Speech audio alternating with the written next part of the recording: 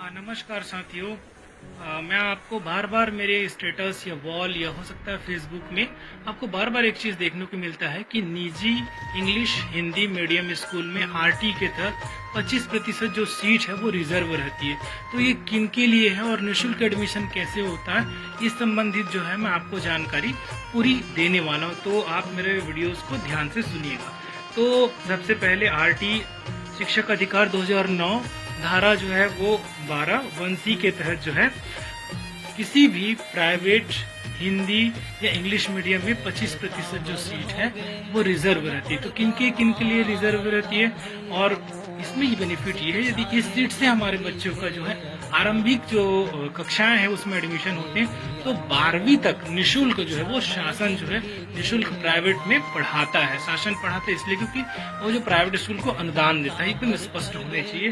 तो इसमें 2 श्रेणियां आती हैं। सबसे पहला दुर्लभ वर्ग, इसके अंतर्गत सब श्रेणियां हैं, और दूसरा श्रेणी है असुविधाग्रस्त वर्ग। तो दुर्लभ वर्ग में कौन कौन आएंगे? यदि किसी भी, देखिए 2 वर्ग मैंने बताया, 2 वर्ग के अंतर्गत सब वर्ग है। यदि किसी में भी आप एलिजिबल होते हैं तो आपका बच्चा जो है वो एडमिशन ले सकता है। और फॉर्म कैसे भरना है, कैसे फिलअप करना है, वो आपको डिटेल में ब्रीफिंग करूंगा। तो सबसे पहले दुर्लभ वर्ग में कौन कौन कहते हैं? यदि आपका नाम बीपीएल की सर्वे सूची में है 2002 की, तो आप एलिजिबल हो जाते हो इस सीट्स के लिए। दूसरा है सामाजिक एवं आर्थिक जातिगत जनगणना 2011 में जो हुआ था उसमें आपका नाम है, you are the eligible. Antyodaya card हमारे पास है, इसमें हमको चावल मिलता है, यदि वो कार्ड अवेलेबल है तो हम एलिजिबल है। दूसरा है असुविधाग्रस्त वर्ग। असुविधाग्रस्त वर्ग में यदि दिव्यांग है 40% से वो एलिजिबल है। कोई अनाथ है तो वो एलिजिबल है।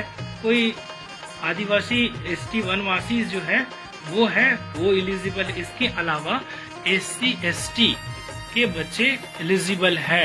तो आप यदि किसी भी सब वर्ग में आप आते हैं तो आपका बच्चा जो है वो जरूर आप एलिजिबल हो जाते हैं।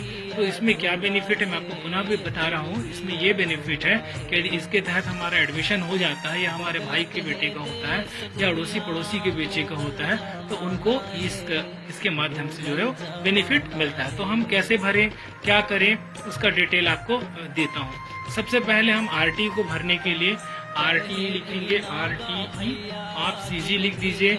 CG आ रहा है या एडमिशन आ रहा है, किसी को क्लिक कीजिए। सबसे पहले हम क्लिक करते हैं। क्लिक करेंगे तो एजुकेशन पोर्टल cg.nic पे अपन क्लिक करेंगे। ये अपनी मेन साइट जो है वो खुल गई। तो मेन साइट देख रहे हैं आप, कितना सुंदर है ये बेबी का।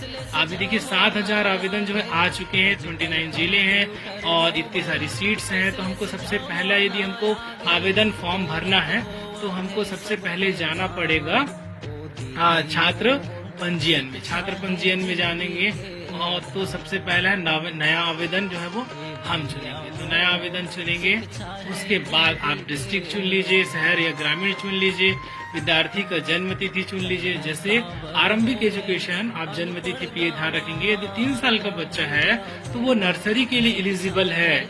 उसके बाद 4 साल का बेबीज है तो वो KG1 के लिए एलिजिबल है। तो आप जैसे ही आप जन्म तारीख डालेंगे तो उसके अकॉर्डिंग वो स्कूल दिखा देगा।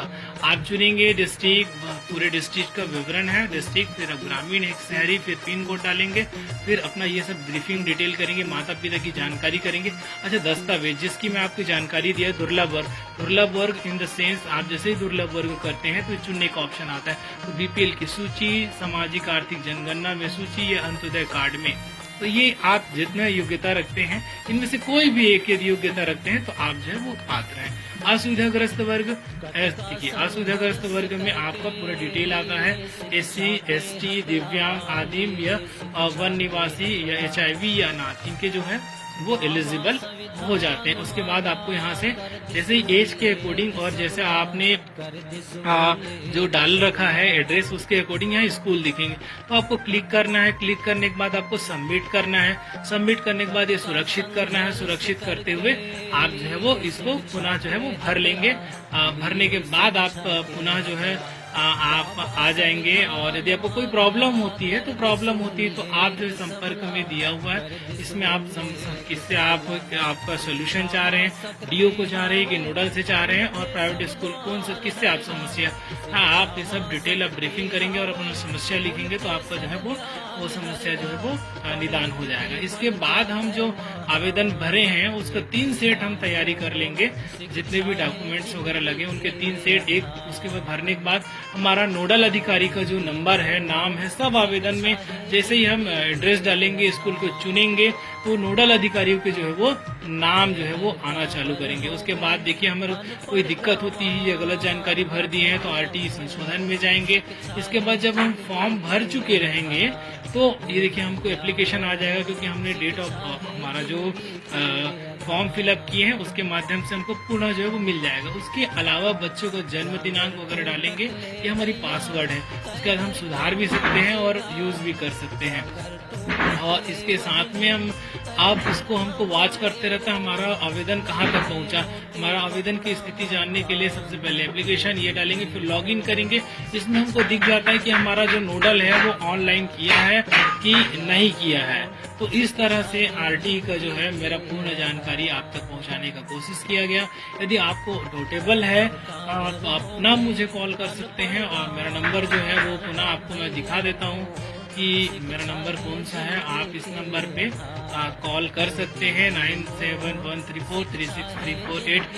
डिटेल्स के लिए पूरा निःशुल्क है, इसका अधिक से अधिक प्रचार कीजिए, क्योंकि छत्तीसगढ़ में ऐसे हजारों सीट जो है वो खाली चली जाती है, और मोटी मोटी जो रकम लेके जो हमारे प्राइवेट स्कूल है उसमें हमारे जो भाई बंधु है वो नहीं पहुंच पाते। तो एक बेहतरीन और सुनहरा अवसर है, इसको गोल्डन अपॉर्चुनिटी बोल सकते हैं, और शिक्षा श्रेणी का दूध है, जो पिएगा वो दहाड़ेगा। इसलिए मेरे आप लोगों से बहुत निवेदन है कि शिक्षा का दूध पिलाइए और अपने बच्चों को पढ़ाइए और आगे बढ़ाइए। तो ये और कोई जानकारी चाहिए तो आप जो है मेरे से कांटेक्ट कर सकते हैं। मैंने आपको पूरा डिटेल बताने का कोशिश किया। तो सभी को प्यार भरा नमस्कार।